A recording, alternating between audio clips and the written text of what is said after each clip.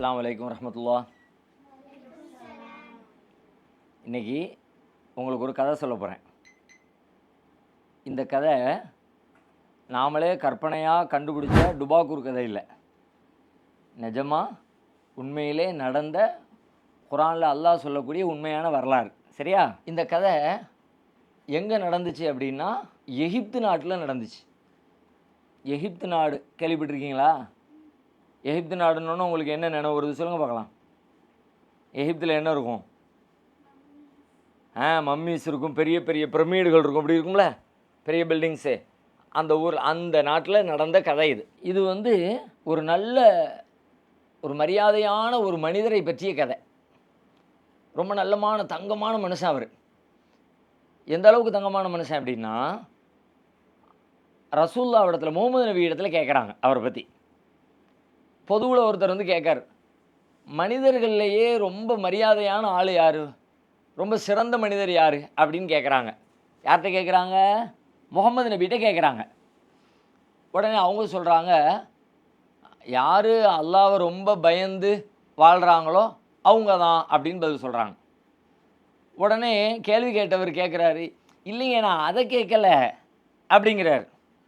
உடனே ரசூல்லா அடுத்து இன்னொரு பதில் சொல்கிறாங்க, மனிதர்களே ரொம்ப சங்கையான மனிதர், மரியாதையான மனிதர் யாருன்னு கேட்குறீங்களா? அவர் வேறு யார்?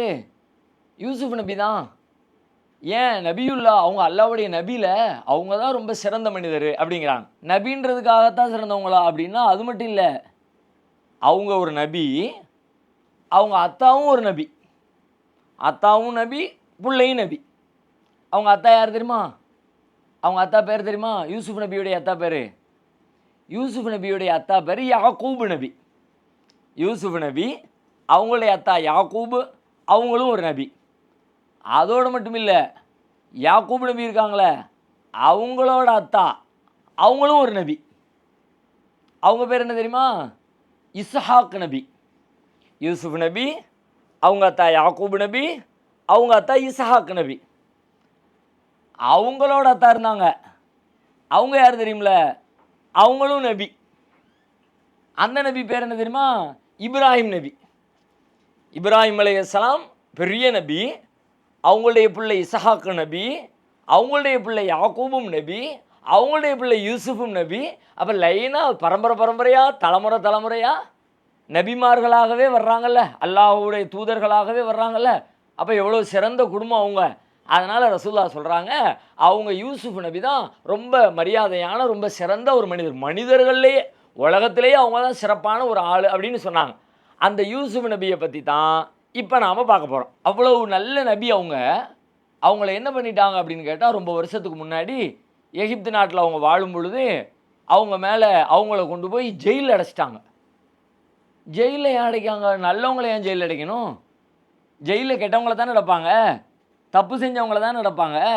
திருடுனா அடைப்பாங்க, கொள்ளையடிச்சா அடைப்பாங்க, கொலை பண்ணுனா அடைப்பாங்க, மற்றவங்களுக்கு ஏதாவது கேடு பண்ணுனா ஜெயிலில் கொண்டு அடைப்பாங்க. இப்போ யூசுஃப் நபி ஏதாவது தப்பு பண்ணாங்களான்னா அவங்க ஒரு தப்பும் பண்ணலை, எந்த தப்புமே பண்ணலை. எந்த தப்புமே பண்ணாத யூசுஃப் நபியை கொண்டு போய் ஜெயிலில் அடைச்சிட்டாங்க. இப்படி இல்லாமல் செய்வாங்க? ஆமாம், அப்படி தான் செய்கிறாங்க. நிறைய பேர் அன்னையிலேருந்து இன்றைக்கு வரைக்கும் அது மாதிரி செய்கிறாங்க. எத்தனையோ நிறைய நல்ல நல்ல மக்களை, நல்ல நல்ல ஆட்களை அவங்கள எல்லாத்தையும் கொண்டு போய் ஜெயிலில் அடைச்சிருக்காங்க. ஏன் ஜெயிலில் அடைச்சாங்க? நல்லவங்களை ஏன் ஜெயிலில் அடைச்சாங்க அப்படின்னு பார்த்தா, அவங்கள சுற்றி இருக்கிறவங்க ஏதாவது தப்பு செய்ய சொல்லுவாங்க, அல்லது ஏதாவது தப்பு நடக்கும். தப்பு நடந்தால் அது அதை அக்செப்ட் பண்ணிக்க, அதை ஏற்றுக்க, தப்பு செய்யும்பாங்க. தப்பு செய்யணும்னு சொன்னால் அவங்க செய்ய மாட்டேன்ருவாங்க. அப்போ அதிகாரத்தில் இருக்கிறவங்க கோபம் வரும். நான் பெரிய மன்னராக இருக்கேன், நான் அமைச்சராக இருக்கேன், நான் ராஜாவாக இருக்கேன், நான் கலெக்டராக இருக்கேன், நான் இவ்வளோ பெரிய அதிகாரத்தில் இருக்கேன், நான் சொல்கிறேன் நீ கேட்க மாட்டேன், கேட்கல உன்னை தொலைச்சி விடுவோம், ஜெயிலில் தூக்கி போட்டுருன்னு மிரட்டுவாங்க. அது மாதிரி ஏதாவது தப்பு நடக்குது, இவர் போய் தட்டி கேட்பார். நல்ல மனுஷனாக இருந்தால் அப்படி தானே, தப்பு நடக்குது, ஒருத்தர் போட்டு இன்னொருத்தர் அடிக்கான், அநியாயமாக ரோட்டில் போட்டு அடிக்கான். அடிக்கும்போது நம்ம வேடிக்கை பார்த்துட்டே இருக்க முடியுமா? நம்ம போய் ஏன்டா ஐயோ பாவம் அந்த ஐயா அந்த அப்பாவி மனுஷனை போட்டு அடிக்கிற அப்படின்னு சொல்லி நம்ம தட்டி கேட்போம்ல. அப்போ தட்டி கேட்டால் அடிக்கிறவனுக்கு கோவம் வரும்ல, நீ யாரியா என்கிட்ட வந்து கேட்க, நான் எவ்வளோ பெரிய ஆள் தெரியும்ல, எனக்கு எவ்வளோ ஆட்கள் இருக்காங்க தெரியும்ல அப்படின்னு சொல்லிட்டு இந்த மாதிரி அவங்க நல்லது செய்கிறதுக்காக வேண்டிய அவங்க மேலே கோவப்பட்டு அவங்கள தூக்கி ஜெயிலில் போடுவான். நல்லவங்களை ஏன் ஜெயிலில் போடுறாங்கன்னா, அவங்க நல்லவங்களா இருக்கிறதுக்காக வேண்டியே ஜெயிலுக்கு போகிறாங்க. கெட்டவங்களா தப்பு செஞ்சதுக்காக வேண்டி ஜெயிலுக்கு போகலை அவங்க. இப்போ அந்த மாதிரி யூசுப் நபி என்ன பண்ணிட்டாங்கன்னா, யூசுப் நபி மேலே ஒரு பழியை போட்டு அவங்க வாழ்ந்துக்கிட்டு இருக்கிற காலத்தில் அவங்க ஊரில் இருந்த ஒரு பெரிய அமைச்சருடைய மனைவி அவங்க. அந்த அம்மா என்ன பண்ணுது, ஒரு தப்பு செய்ய சொல்கிறாங்க. தப்பு செய்ய சொன்னால் யூசுப் நபி சொல்ல, தப்புலாம் செய்ய முடியாதுமா, அல்லாஹ் பார்த்துக்கிட்டு இருக்கான், அல்லாஹ்க்கு எல்லாம் தெரியும், எல்லாம் எழுதி வச்சுருக்கான், நாளைக்கு மறுமையில் அல்லாஹ் கூப்பிட்டு கேள்வி கேட்பான், நீ எப்படா இந்த தப்பு பண்ணுன அப்படின்னு என்கிட்ட கேட்டால் அல்லாஹ்ட்ட நான் பதில் சொல்ல முடியுமா, தப்பிக்க முடியுமா? அல்லாஹ் தண்டிச்சா நமக்கு நம்மளால் முடியுமா? அதனால் நான்லாம் தப்புலாம் பண்ண முடியாதுமா அப்படின்னு யூசுப் நபி தப்பு செய்ய மாட்டேங்கிறாங்க. இந்த அம்மா பெரிய அதிகாரம் படைச்ச அம்மா, ஏன்னா அமைச்சருடைய மனைவி, மினிஸ்டருடைய மனைவி. அதனால் யூசுப் நபியை மிரட்டுறாங்க, யூசுப் நான் சொல்கிறத கேட்கல உன்னை ஜெயிலில் தூக்கி போட்டுருவேன். அவங்க மட்டும் இல்லை, கூட கொஞ்சம் பொம்பளைங்களை பூரா சேர்த்துக்கிட்டாங்க, அக்கம் பக்கத்தில் இருக்க பொம்பளைங்களை எல்லாத்தையும் சேர்த்துக்கிட்டு எல்லாருமா சேர்ந்து யூசுஃபை ஒரு வழிக்கு கொண்டு வரணும்னு பார்க்குறாங்க. யூசுப் நபி என்ன இந்த மாதிரி சின்ன மிரட்டலுக்கெல்லாம் பயந்துடுற ஆளா? அவங்க எவ்வளோ பெரிய ஆள், அவங்க அத்தா நபி, அவங்க அத்தா நபி, பாரம்பரியமே நபி, அவங்க உலகத்துக்கே நன்மையை சொன்னவங்க, தீமைக்கு எதிராக நின்னவங்க. அவங்க பாட்டனார் இப்ராஹிம் அலைஹிஸ்ஸலாம் எப்படி இருந்தாங்க, அப்படி ஊர் முழுக்க திரண்டு நின்றுச்சு. தூக்கி இந்த நெருப்புக்குள்ளே போட போகிறோம், தீக்குள்ளே போட போகிறோம். நாங்கள் தீக்குள்ளே போட போகிறோம், தீ போட்டால் போடா, தீயில் போட்டால் பெருசாக என்ன, உடம்பு தானே சாவும், செத்துப்போம், அவ்வளோதானே. ஆனால் நீ செய்யக்கூடிய இந்த தப்பை நான் ஒத்துக்கவே மாட்டேன். அல்லாஹ் ஒருத்தன் தான் கடவுள், இறைவன் அவன் ஒருத்தன் தான், வேற யாரையும் நான் வணங்க மாட்டேன் அப்படின்னு தீயில் போட்டாலும் பரவாயில்லைன்னு சொன்ன இப்ராஹிம் நபியுடைய பேரப்புள்ள ஒன்று ஜெயிலில் அடைச்சிடும்னு ஒன்று பயந்துருவாங்களா? போடுமா, போட்டுக்க, ஜெயிலில் போனால் ஜெயிலுக்கு போனாலும் போவனே தவிர அவங்க அப்படியே சொன்னாங்க. அல்லாட்ட ரகசியமாக துவா செஞ்சாங்க, ரப்பி சிஜ்னு அஹப்பு இலைய மிம்மா எதுனி இலை. யா அல்லாஹ், இந்த பொம்பளைலுவா என்னை கூப்பிடுறாள், இந்த தப்பு செய்ய சொல்லாங்களே, இதுக்கு நான் வேணா ஜெயிலே இருந்துடுறாள்லாம், அது கூட நான், ஏன்னா ஜெயிலில் நான் நல்லவனாக இருப்பேன், தப்பு செய்ய மாட்டேன், என்ன வெளியில் சுதந்திரமாக சுற்ற முடியாது, கொஞ்சம் கஷ்டமாக இருக்கும், பரவாயில்ல, நல்லவனாக இருக்கிறதுக்காக வேண்டி ஒரு கஷ்டத்தை அனுபவிக்கிறதா இருந்தாலும் பரவாயில்ல, நான் அந்த கஷ்டத்தை அனுபவிப்பேனே தவிர நான் கெட்டவனாகிட மாட்டேன் அப்படின்ட்டுன்னு உறுதியாக போல்ட்டாக நின்ட்டாங்க.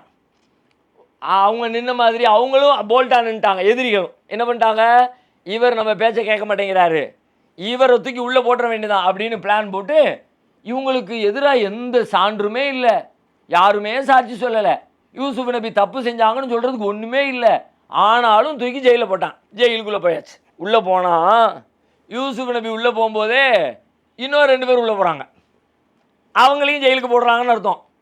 ஏதோ ஒரு காரணத்துக்கு என்ன காரணத்துக்கு போட்டாங்கன்னு தெரியாது. 2 பேர், 2 வாலிபர்கள், ஒரு 20-30 வயசு இருக்குன்னு வைங்களேன். 2 பேர் யூசுப் நபி ஜெயிலுக்குள்ளே போகும்போதே இந்த 2 பேரும் சேர்ந்து உள்ளே வந்தாச்சு. எல்லாரும் ஒரே ஜெயிலுக்குள்ளே இருக்காங்க. ஒரு நாள் திடீர்னு இந்த 2 பேரும் நல்லா தூங்கி எந்திக்காங்க. தூங்கி எந்திரிச்சா 2 பேருக்குமே கனவு வந்திருக்கு. தூக்கத்தில் 2 பேரும் ஒரு கனவு கண்டிருக்காங்க.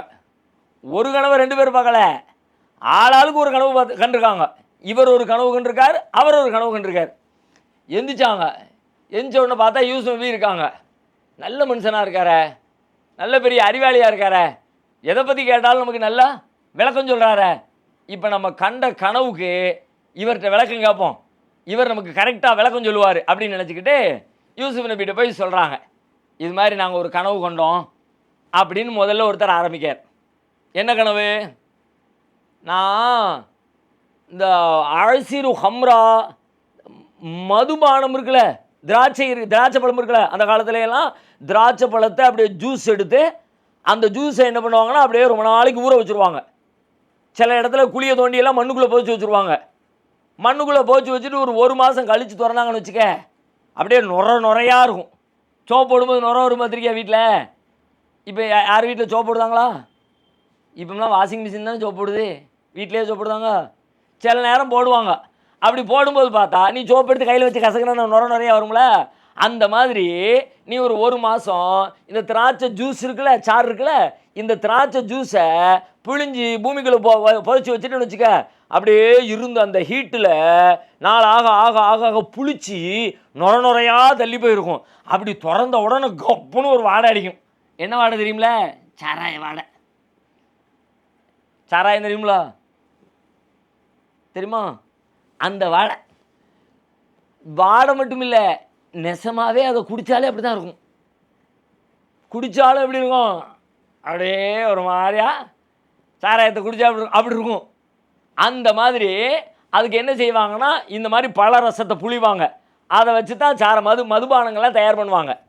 இப்போ இவர் கண்ட கனவுல அவர் சொல்கிறாரு, நான் அழசிறு ஹம்ரா, நான் இந்த மாதிரி மதுபானத்தை சாறு புளிகிற மாதிரி கனவு கண்டேன் அப்படிங்கிறார்.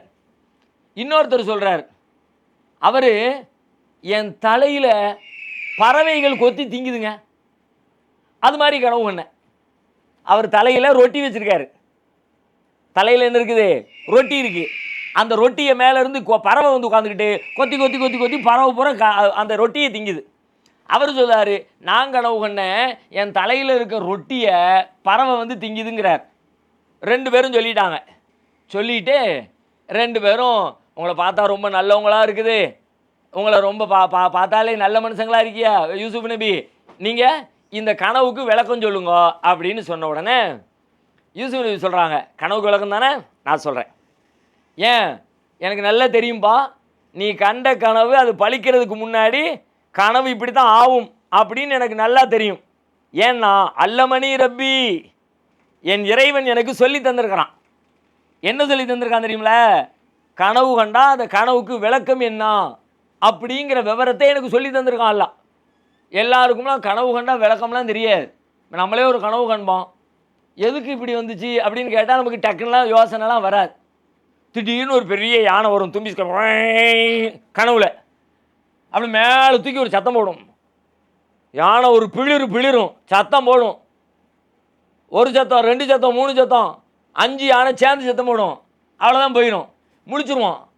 எதுக்கு யானை சத்தம் முடிச்சு தெரியாது நமக்கு, கரெக்டாக தெரியாது. அப்படி தானே? இப்போ யூசுப் நபி உயிரோடு இருந்தாங்கன்னு வையே, அவங்கள்ட்ட போய், அண்ணே இது மாதிரி ஒரு கனவு கண்டேன் என்ன அப்படின்னா டக்குன்னு கரெக்டாக சொல்லிவிடுவாங்க. ஏன்னா அவங்களுக்கு கனவுனா கனவுல அல்லாஹ் எப்படி சொல்லுவான், அதுக்கு என்ன அர்த்தம் நல்லா தெரியும். அவங்க சொல்கிறாங்க, எனக்கு நல்லா தெரியும், அல்லாஹ் எனக்கு சொல்லி தந்திருக்கிறான், நான் விளக்கம் சொல்லுதேன், ஆனால் அதுக்கு முன்னாடி இன்னொன்று சொல்லுங்க கேட்டுக்க. இன்னொன்று என்னப்பா? இப்போ அவங்க கேட்குறாங்க, அர்பாபும் முத்தஃபர்ரிகூன ஹைருன் அமில்லாஹுல் வாஹிதுல் கஹார். நான் ஒரு கேள்வி கேட்குறேன், பதில் சொல்லுங்கப்பா. என்ன கேள்வி? நிறைய கடவுள் இருக்கிறது சிறந்ததா, அல்லது உலகத்தை அடக்கி ஆளுகிற ஒரே ஒரு அல்லாஹ் மட்டும் இருக்கிறது சிறந்ததா? சொல்லு எனக்கு. உலகத்துக்கு இப்போ ஒரு கடை இருக்குன்னு வச்சுக்குவோம், ஒரு கடை இருக்குன்னா ஒரு கடைக்கு ஒரு முதலாளி இருந்தால் நல்லதா, 10 முதலாளி இருந்தால் நல்லதா அப்படின்னா ஒரு முதலாளி இருந்தால் தான் நல்லது. ஒருத்தர் தான் எல்லாத்தையும் கரெக்டாக பார்ப்பார், கரெக்டாக ஆர்டர் போடுவார். 10 பேர் இருந்தாங்கன்னு வையே, ஒருத்தர் ஒன்று சொல்லுவார், இன்னொருத்தர் வேறு ஒன்று சொல்லுவார், கடைசியில் கடையே நாசமாக போயிடும். இப்போ யூசுப் நபி கேட்காங்க, இப்போ உலகம் இவ்வளோ பெருசு இருக்குல்ல, வானம் இருக்குது, சூரியன் இருக்குது, பூமி இருக்குது, மரங்கள் இருக்குது, மனிதர்கள் இருக்கிறாங்க, விலங்குகள் இருக்குது, எல்லாம் இருக்குது. இது எல்லாத்தையும் நிர்வாகம் பண்ணக்கூடிய அந்த தலைவர் இடத்துல ஒரே ஒருத்தன் இருந்து, அல்லாஹ்ங்கிற ஒருத்தன் இருந்து லீட் பண்ணுறது கரெக்டா, அல்லது இதுக்கு ஒரு ஆள், இதுக்கு ஒரு ஆள், இதுக்கு ஒரு ஆள் அப்படின்னு தனித்தனியாக இருந்தால் அது நல்லதா? எது நல்லது? நீங்கள் சொல்லுங்கள், எது நல்லது? ஒருத்தருக்கு தான் நல்லது. அல்லாஹ் ஒரு கடவுள் தான். ஏன் 2 பேர் இருக்கிறாங்கன்னு வச்சுக்குவோமே ஒரு பேச்சுக்கு, சூரியனுக்கு ஒரு கடவுள், சந்திரனுக்கு ஒரு கடவுள், அல்லது காலையிலைக்கு ஒரு கடவுள், நைட்டுக்கு ஒரு கடவுள், இப்படி 2 கடவுள் இருக்கிறாங்கன்னு வை. இப்போ கரெக்டாக காலையில் ஆனவுடனே சூரியன் வந்துடுது, நைட்டு ஆனவுடனே சூரியன் போயிடுது, இருட்டாயிடுது. நைட்டு நல்லா தூங்கிடுதோம், காலையில் நல்ல வேலை பார்க்கும், கரெக்டாக போய்கிட்டே இருக்குது. என்னைக்காவது காலையில் வராமல் இருந்திருக்கா? உனக்கு விவரம் தெரிஞ்ச நாளில் இருந்து என்னைக்காவது ஒரு நாள் நீ எல்லாம் எந்திரிச்சு உட்காந்துருக்க, என்ன காலையில் சூரியனை காணோம் அப்படின்னு என்னைக்காவது நம்ம சூரியனை தேடி இருக்கோமா? என்னைக்காவது சூரியன் தேடி இருக்கோமா? தேடினதே இல்லை. அது மாதிரி நைட் ஆகிட்டு, என்ன இன்னும் சூரியன் போகாமல் இங்கே உட்காந்துக்கிட்டு இருக்கு, மணி 9 ஆச்சு, 10 ஆச்சு, நைட்டு 10 மணிக்கு வீட்டில் நம்ம லைட்டை அமர்த்திடுவோம் தூங்குறதுக்கு. ஆனால் மணி 10 ஆகிடுச்சு, இன்னும் போகாமல் உட்காந்துக்கிட்டு இருக்கான் பாரு அப்படின்னு என்னைக்காவது சூரியனை பற்றி நம்ம பேசியிருக்கோமா? அப்போ கரெக்டாக உரிய நேரத்தில் வருது, உரிய நேரத்தில் போகுது. காலையில் விடியுது, இரவு ஆகுது, சூரியன் வருது, சந்திரன் வருது, நட்சத்திரம் வருது, செடி கரெக்டாக முளைக்குது, கரெக்டாக பூ பூக்குது, கரெக்டாக காய் காய்க்குது, எல்லாமே கரெக்டாக நடக்குது. எல்லாம் ஒரு ஆள் கண்ட்ரோலில் இருந்தால் அப்படி தான் இருக்குது. ஒரு ஆள் 2 பேர் இருந்தால் என்ன இருக்கும்? இவர் சொல்லிடுவார், எப்பா இன்னைக்கு 6 மணி ஆனவுடனே சூரியன் போயிடணும் அப்படின்னு ஒருத்தர் சொல்லிடுவார். இன்னொருத்தர் பார்ப்பார், 6 மணிக்கு ஏன் வரணும், 7 மணிக்கு வந்தானே. அவர் சொல்லுவார், தம்பி சூரியன் தம்பி நீங்கள் இன்னைக்கு 7 மணிக்கு வாங்கன்றுவார். இப்போ இந்த சூரியன் மண்டையை பிச்சுக்குவோம், நான் 6 மணிக்கு போகிறதா 7 மணிக்கு போகிறதா? ஏன்னா இவனும் முதலாளி அவனும் முதலாளி, இவரும் கடவுள் அவரும் கடவுள். இப்போ 2 பக்கமும் போக முடியாமல் பெப்பன்னு முடிச்சுக்கிட்டு இருப்பான் சூரியன். அப்போ என்னத்துக்கு ஆகும்? உலகமே இருக்காது. அப்போ யூசுப் நபி கேட்காங்க, பார்த்தியா உலகத்துக்கு 2 ஒன்றுக்கு மேற்பட்ட நிறைய கடவுள் இருந்தால் நல்லதா, அல்லாஹ் ஒருத்தர் இருந்தால் நல்லதா? யோசிப்பார். ஒருத்தனை தான் வணங்கணும், அல்லாவுக்கு யாரையும் இணையாக்கக்கூடாது. 2 அல்லாஹ் இருக்கான், 3 அல்லாஹ் இருக்கான், 5 கடவுள் இருக்காங்க, 1000 கடவுள் இருக்காங்க. இந்த கடவுள் இப்படி ஒரு பேரில், இந்த பேரில் ஒரு கடவுள், அந்த பேரில் ஒரு கடவுள், இந்த பேரில் ஒரு கடவுள், அப்படியெல்லாம் கிடையாது. எல்லாத்தையும் படைச்சவன் ஒருத்தன் தான் அப்படின்னு முதல்ல அல்லாவை வணங்கணும், அல்லாவுக்கு யாரையும் இணை வைக்கக்கூடாது அப்படின்னு யூசுப் நபி ஒரு கிளாஸ் எடுத்துட்டாங்க. கிளாஸ் எடுத்துட்டு அதுக்கப்புறம் கனவுக்கு வர்றாங்க. சரி, இப்போ நான் நீ கண்ட கனவுக்கு விளக்கம் சொல்லுவேன். என்ன விளக்கம் தெரியுமா? இந்த சாறு மதுபானத்தை சாறு புரிஞ்சல்ல, மதுபானத்தை சாறு புரிஞ்சவர் என்ன செய்வார்னு கேட்டால், அவர் மன்னர்கிட்ட வேலைக்கு சேர போகிறார். மன்னர் இடத்துல வேலைக்கு போகிறார். மன்னர்கிட்ட என்னைக்கு வேலை, என்ன வேலைக்கு? வேற ஒன்றும் இல்லை, அதே வேலைக்கு தான். அங்கே போய் இதே மாதிரி ஜூஸ் எல்லாம் ரெடி பண்ணி, மதுபானத்தை ரெடி பண்ணி மன்னருக்கு கொடுக்குற வேலைக்கு அவர் அரண்மனையில் வேலைக்கு சேர்ந்துருவார். இன்னொருத்தர் பார்க்குறார், நீ உன் தலையில் ரொட்டியை பறவை தின்னுச்சுல, அதுக்கு அர்த்தம் என்ன தெரியுமா? உன்னே சிலுவையில் அறைய போகிறாங்க. சிலுவையில் இப்படி மரக்கட்டையில் இப்படி தூக்கி அடிப்பாங்கல்ல, அது மாதிரி தூக்கி வச்சு உன்னை சிலுவையில் அரைஞ்சிருவாங்க. சிலுவையில் அரைஞ்சிட்டா உன் தலையை கொத்தி கொத்தி பறவைகள்லாம் வந்து திங்கும், நீ செத்துருவ, சிலுவையில் இருந்த மாதிரியே நீ செத்துருவப்பா அப்படின்னு. இதுதான் இந்த 2 பேர் கண்ட கனவுக்கு விளக்கம் அப்படின்னு யூசுப் நபி சொல்லிடுறாங்க. சொன்ன மாதிரியே நடந்துருச்சு. ஒரு ஆளுக்கு மரண தண்டனை கொடுத்துட்டாங்க, சிலுவையில் அரைஞ்சி அவர் கொல்லப்பட்டுட்டார். இன்னொருத்தர் சொன்ன மாதிரியே அரண்மனைக்கு வேலைக்கு போகிறார். போகும்போது யூசுப் நபி சொல்லி விடுவாங்க, எப்பா அங்கே போனால் மன்னர் பக்கத்தில் போகிறேன், கொஞ்சம் என்னை நினைவுச்சிக்க, தேவையில்லாமல் உனக்கு ஜெயிலில் போட்டு வச்சுருக்காங்க, நான் ஏதாவது தப்பு பண்ணேன்னா?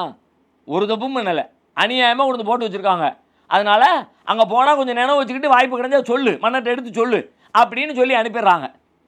ஆனால் போனவர் மறந்தே போயிட்டார், அங்கே போய் வேலையில் பிஸி ஆகிட்டார். அப்படியே ஓடிக்கிட்டே இருக்குது, ரொம்ப நாள் ஆயிடுச்சு, வருஷ கணக்கில் ஆயிடுச்சு. யூசுப் நபி ஜெயிலே இருக்காங்க. ஆனாலும் யூசுப் நபி ஒன்றும் பயப்படலாம் இல்லை, அழுகலாம் இல்லை. ஏன்? அவங்க தான் நபியாச்சே, அவங்க தான் அல்லா மேலே நம்பிக்கையோடு இருப்பாங்களே, எங்கனாலும் நான் இருப்பேன்பா அப்படின்னு இருக்காங்க. இப்படியே காலம் ஓடிக்கிட்டே இருக்குது. திடீர்னு ஒரு நாள் எகிப்து நாட்டுடைய மன்னர் அவர் தூங்கி எந்திக்காரு. எந்திரிச்சா அவர் ஒரு கனவு கண்டிருக்கார். என்னடா இது, ஜெயிலில் இருக்கிறவன் அவன் ஒரு கனவு கண்டான், கூட இருக்கவன் இன்னொருத்தர் ஒரு கனவு கண்டான், கடைசியில் பார்த்தா மன்னர் ஒரு கனவு கண்டிருக்காரு. கனவு கண்டுட்டார். மன்னர் கனவு கண்ட உடனே எல்லாத்தையும் கூப்பிடு, அமைச்சர்கள் அவர்கள் இவர்கள் எல்லாருக்கும் வாங்க, நான் இப்படி ஒரு கனவு கண்டிருக்கேன்ப்பா, இந்த கனவுக்கு என்ன விளக்கம் சொல்லுங்க அப்படின்னு. எல்லாம் யோசிச்சு பார்த்தாங்க, ஒருத்தவங்க ஒன்றும் தெரியல, இப்படி இருக்குமோ அப்படி இருக்குமோ. கடைசியில் ஒன்றுமே சொல்லாமல் போனால் மன்னர் ஏதாவது தண்டனை கொடுத்துட்டா என்ன பண்ணுறாரு? அதனால் பயந்துக்கிட்டு மன்னர்கிட்ட சொன்னாங்க, காலு அல்காசு அஹ்லாம், மன்னரே இதெல்லாம் சும்மா உருப்படாத வீணான கனவு, என்னத்தையோ நினச்சிருக்கிய கனவு கண்டிருக்கிய, அதுக்கு வாழ்க்கைக்கு ஒன்றும் சம்மந்தம் இல்லை, இது சும்மா வீண் கனவு, விட்டுருங்க அப்படின்னு. பதில் தெரியலைல்ல, உண்மை தெரியலைல்ல, அதனால் சும்மா டுபா அடிச்சு விட்டாங்க. இப்படி அடித்து விட்டுக்கிட்டு இருக்கும்போது அங்கே பக்கத்தில் ஒரு பார்ட்டி நிற்காரு. அவர் யார் தெரியுங்களா? யார் சொல்லுங்க பார்க்கலாம்? அந்த சாறு புளிகிறவர், மதுபானம் புளிவார, அவருக்கு அப்போ தான் நினைவு, நம்ம ஆள் ஒருத்தர் ஜெயிலில் இருக்கார யூசுஃபு, அவர் தான் கரெக்டாக சொல்லுவாரப்பா அப்படின்ட்டு மன்னர்கிட்ட பெர்மிஷன் கேட்டு, ஐயா கொஞ்சம் டைம் கொடுங்க, இப்போ போய் நான் என்னென்னு மேட்டரை கேட்டு வர்றேன். வேகமாக ஜெயிலுக்கு வர்றாரு. யூசுப் நபி பார்க்குறாரு, எப்பா யூசுஃபு மறந்தே போயிட்டேன் உன் மேட்ரு, இப்போ ஒரு முக்கியமான மேட்டரோடு வந்திருக்கேன், மன்னர் இப்படி ஒரு கனவு கண்டிருக்காரு, கனவுக்கு விளக்கத்தை சொல்லு, மக்கள்கிட்ட எல்லாம் போய் சொல்லணும். சரி சொல்லு, என்ன கனவு? மன்னர் கண்ட கனவை அவர் சொல்கிறேன். மன்னர் என்ன கனவு கனவோ, வித்தியாசமான கனவு. மன்னர் சொல்கிறார், மன்னரே சொல்கிறார், அதை இவர் சொல்கிறார். குரானில் அல்லாஹ் சொல்கிறான், இன்னி அரா சபா பக்கராத்தின் சிமானின். மன்னர் சொல்றார், நான் நல்ல கொழுத்த 7 மாடுகளை கண்டேன். மாடு எத்தனை மாடு? 7 மாடு. எப்படி இருக்கு மாடு? நல்ல டமுக்கு டமுக்குன்னு அப்படி இருக்குது, பெரிய கொழுத்த மாடு. சபா பக்கராத்தின் சிமானின் எகுலுகுன்ன சபுன்னு ஹிஜாஃபுன். ஆனால் அந்த கொழுத்த 7 மாட்டை இந்த பக்கம் பார்த்தா வத்தலும் தொத்தலும் மாதிரி இத்துனோண்டி ஒரு 7 மாடு. இந்த மாடு என்ன பண்ணுது? இது எல்லாம் அதை தின்றுது. மாடு திங்குமா? கனவு தானே, நெசத்தில் திங்காது, கனவுல அது திங்குது. பார்க்காரு எதை திங்குது? இத்தனோண்டி இருக்க வெள்ளியா மெல்லிசா இருக்குல்ல, இந்த மெலிஞ்சு போன மாடெல்லாம் சேர்ந்து நல்ல குண்டு குண்டுன்னு இருக்கிற நல்ல கொளுத்த மாடு இருக்குல்ல, எல்லாத்தையும் தின்னு விடுது. அதுக்கப்புறம் பார்க்காரு, இந்த பக்கம் ஒரு 7 கதிர்கள் இருக்கு. கதிர்கள்லாம் என்னது? கதிர்னா நம்ம வயலுக்கு போயிருக்கீங்களா? நெல் விளையிற வயலுக்கு போயிருக்கீங்களா? நெல் விளையிற வயலுக்கு போனீங்கன்னா எப்படி செடி இப்படி மேலே வந்துருக்கும்ல, அதில் சைடில் எல்லாத்துலேயும் இப்படி நெல் கொஞ்சம் கொஞ்சமாக வந்துருக்கும்ல, அந்த இதுக்கு பேர் தான் கதிர். அதுக்கு பேர் கதிர்னு சொல்லுவாங்க. அந்த மாதிரி அந்த கதிர் நெல்லில், கோதுமையில், இது மாதிரி நிறைய பொருட்கள் இப்படி கதிராக வரும். அந்த மாதிரி ஒரு 7 கதிர்களை பார்க்குறார். பச்சை பச்சேன்னு இருக்குது. அந்த பக்கம் திரும்பினா காஞ்சி போன கதிர்கள் இருக்கிறது. ஒரு பக்கம் நல்ல பசுமையான கதிர், இன்னொரு பக்கம் காய்ந்து போன கதிர். ஒரு பக்கம் 7 கொளுத்த மாடு, இன்னொரு பக்கம் 7 மெலிஞ்ச மாடு. 7 மெலிஞ்ச மாடு 7 கொளுத்த மாடு சாப்பிடுது. 7 பசுமையான கதிர், காஞ்சி போன கதிர் எல்லாத்தையும் பார்த்துட்டார். இதுதான்ப்பா பார்த்தேன், ஆனால் இது என்னமோ ஒரு மெசேஜ் சொல்கிற மாதிரி இருக்குது, இது வீணான கனவு மாதிரி தெரியல. மன்னர் கேட்டு வர சொன்னார், நீ பதில சொல்லு. இப்போ யூசுப் நபி சொல்கிறாங்க, பதில் சொல்கிறாங்க. இதுக்கு அர்த்தம் என்ன தெரியுமா? இப்போ அடுத்து ஒரு 7 வருஷம் வரும் எண்ணிக்கை. இப்போ உதாரணத்துக்கு இப்படி வச்சுக்கோங்க, இப்போ 2026, இப்போ நம்ம இருக்க வருஷம் 2026 தானே, 2026. இந்த 2026லேருந்து அடுத்து ஒரு 7 வருஷம். 7 வருஷத்தை கூட்டினா எத்தனாவது வருஷம் வரும்? 26ஓட 7 கூட்டினா 33. 2033. இப்படி ஒரு 7 வருஷம், 2033 வரைக்கும் உங்கள் ஊரில் நல்ல விளைச்சல் விளையும். அவருக்கு நல்ல பசுமையான கதிர் பார்த்தார்ல, அது என்ன அர்த்தம் தெரியுமா? நல்ல கதிர், நல்ல விளைச்சல் விளையும். அந்த விளைச்சல் விளையில் இது என்னதுன்னா, அதுதான் அந்த 7 கொளுத்த மாடு நல்ல விளைஞ்சி அப்படி மாடு அதெல்லாம் சாப்பிட்டு நல்ல கொழுன்னு இருக்கும். நல்லா சாப்பிட்டா நல்லா குண்டாக இருப்பான், சாப்பிட்றதுக்கு ஒன்றுமே கிடைக்கலாட்டி இத்தனை ஓண்டி இருப்பான்ல, அது மாதிரி நல்ல செழிச்சு போயிருப்பார். அதுதான் 7 மாடு. அதுக்கப்புறம் அந்த 7 மெலிஞ்ச மாடு இருக்குல்ல, அது என்ன தெரியுமில, இந்த 7 வருஷம் நல்ல விளையும், நல்ல மழை நல்ல பெய்யும், எக்கச்சக்கமாக மகசூல் கிடைக்கும். நெல் ஒரு பக்கத்தில், கோதுமை ஒரு பக்கத்தில், கம்பு ஒரு பக்கத்தில், கேப்பை ஒரு பக்கத்தில், என்னென்னலாம் விளையணுமோ எல்லாம் விளையும். தானியங்கள்லாம் நல்ல செழிப்பாக இருக்கும். 7 வருஷம் இப்படி போகும். அந்த 7 வருஷம் முடிஞ்ச உடனே அதுக்கப்புறம் ஆரம்பிக்கும் பாரு, மழையே இருக்காது, வறட்சியாக போயிடும், செடி முளைக்காது, தானியம் கிடைக்காது, பஞ்சம்னா பஞ்சம், சோத்துக்கே வெளியில்ங்கிற அளவுக்கு எல்லாம் அப்படியே காஞ்சு போயிடும். அவர் பார்த்தார்ல, காஞ்ச தானியம்னு பார்த்தார்ல, அதான் அடுத்த 7 வருஷம். அடுத்து வர்ற 7 வருஷம் ஒன்றுமே இருக்காது. அப்போ இப்போ நீ என்ன செய்யணும் தெரியுமா? முதல்ல நல்லா வந்துருச்சு, நிறைய விளைஞ்சிருச்சு அப்படின்னு அள்ளி தின்றக்கூடாது தம்பி. எல்லாத்தையும் 7 வருஷம் சம்பாதிச்சது பூரா காலி பண்ணிட்டேன்னு வச்சுக்க, அடுத்த 7 வருஷம் பட்னி கிடந்து செத்து போயிருவிய. அதனால் இந்த வருஷம் விளையுதில்ல, விளைஞ்சதை என்ன பண்ணு, கொஞ்சம் தேவைக்கு சாப்பிடு, மிச்சத்தை எல்லாம் அவசியத்துக்கு என்ன உண்டோ அதை சாப்பிட்டுட்டு மிச்சத்தை எல்லாத்தையும் சேவ் பண்ணி வச்சிரு. அப்படியே பத்திரமா சேமித்து வச்சிரு, மூட்டையை கட்டி கரெக்டாக வச்சிரு. கரெக்டாக சேமித்து வச்சுட்டேன்னா அடுத்து விளைச்சல் இல்லாமல் வறண்டு போன அந்த டைம் வரும்ல, அப்போ இதிலிருந்து கொஞ்சம் கொஞ்சமாக எடுத்து அதை நீ சாப்பிட்டுக்கலாம். இந்த காஞ்சு போன இந்த நாட்கள் சேர்த்து வச்சது பூரா தின்னு காலி பண்ணது பற்றியா? அதான் 7 வெளிஞ்ச மாடு 7 கொளுத்த மாடை திங்குது. நல்ல வசதியான அந்த நாட்களில் விளைஞ்ச அந்த விளைச்சலை காஞ்சி போன இந்த நாட்களில் மக்கள் சாப்பிட்டு காலி பண்ணிடுறாங்க.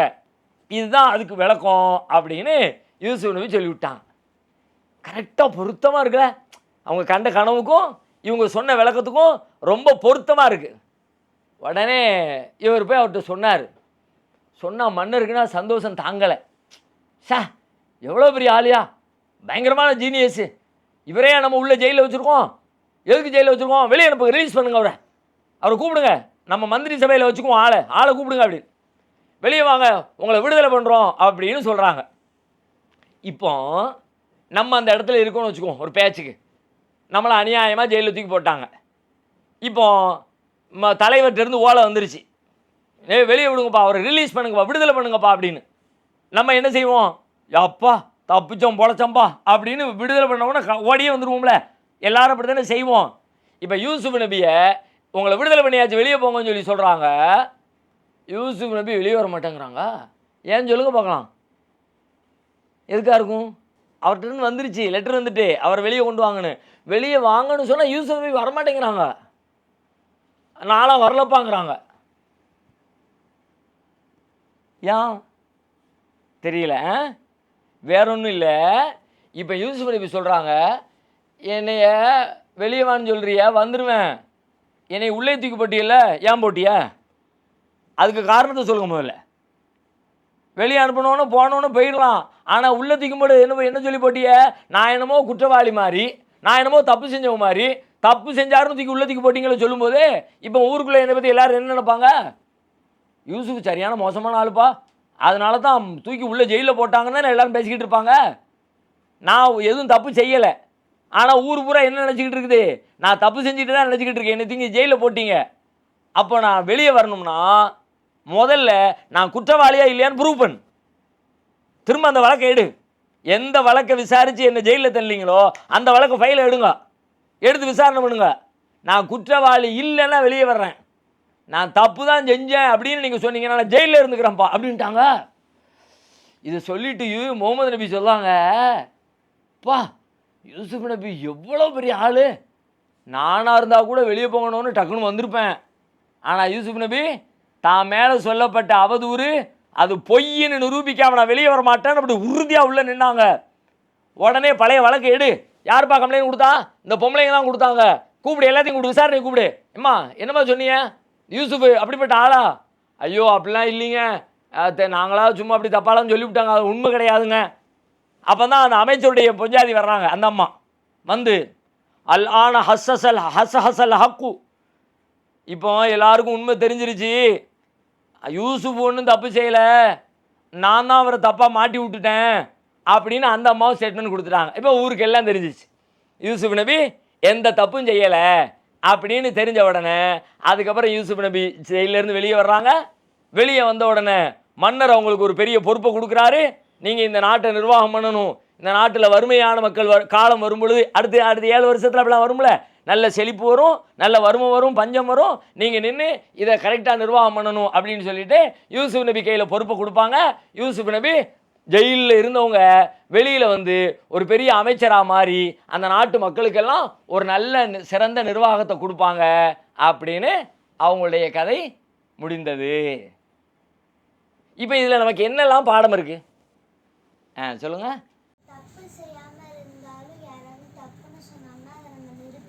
வெரி குட், எல்லாரும் ஒரு கை பண்ணுங்க.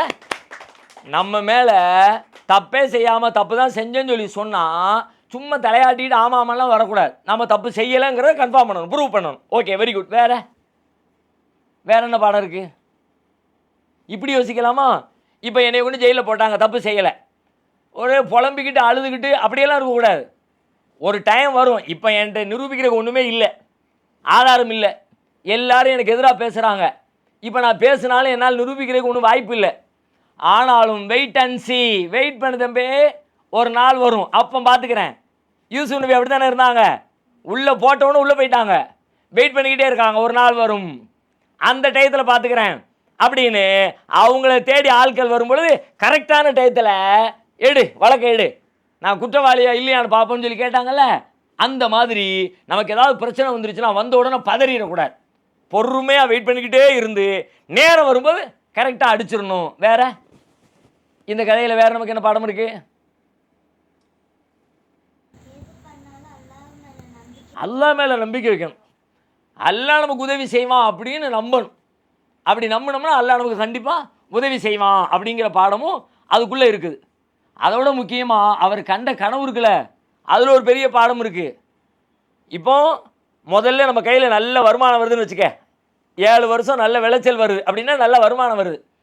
நல்ல வருமானம் வரும் பொழுது எல்லாத்தையும் தின்னு தின்னு காலி பண்ணிடக்கூடாது. அதான் நமக்கு வருமானம் வருதே. கடையில் தான் டெய்லி 10,000 ரூபா 20,000 ரூபா லாபம் கிடைக்க, அதனால் ஹோட்டலுக்கு போ, நல்லா சாப்பிடு, நல்ல ட்ரெஸ்ஸை வாங்கி போடு, நல்ல காரில் சுற்று, நல்ல கம்பளை வாங்கி போடு, நல்ல நெக்லஸை வாங்கி போடு, அதை பண்ணு இதை பண்ணு அதை தின்னு இதை தின்னுன்னு மாதம் முடியறதுக்குள்ளே எல்லாத்தையும் காலி பண்ணிட்டேன்னு வச்சுக்கோங்க. திடீர்னு இந்த மாதம் வியாபாரம் நடந்துக்கிட்டே இருந்துச்சு, அடுத்த மாதம் வியாபாரம் நடக்கலாட்டி நமக்கு திடீர்னு நோய் வந்துருச்சு, வியாபாரம் பண்ணவே முடியலை, சம்பாதிக்க முடியாமல் படுத்துட்டோம். அப்போது கடையே திறக்க முடியல. அப்போ ஜோத்துக்கு என்ன பண்ணுது? அப்போ வருமானம் வருதுன்றதுக்காக வேண்டி அள்ளி செலவழிச்சிடக்கூடாது. தேவைக்கு செலவழிச்சிட்டு மித்ததையெல்லாம் சேவ் பண்ணி வச்சிடணும். நாளைக்கு எப்படி இருக்கும்னு தெரியாது. அதனால் இப்போமே உடனே தின்றணும் அப்படி ஆசைப்படாமல் கொஞ்சம் தாமதமானாலும் பிரச்சனை இல்லைன்னு வெயிட் பண்ணி அதை கொஞ்சம் சேமித்து வச்சோம்னா நாளைக்கு ஏதாவது பிரச்சனை வந்தால் பிரச்சனை நேரத்தில் நம்ம அதை எடுத்து பயன்படுத்திக்கலாம். அப்படி இருக்கலாமா நம்ம இன்ஷா அல்லாஹ்? நல்லது. அஸ்ஸலாமு அலைக்கும் வரஹ்மத்துல்லாஹ்.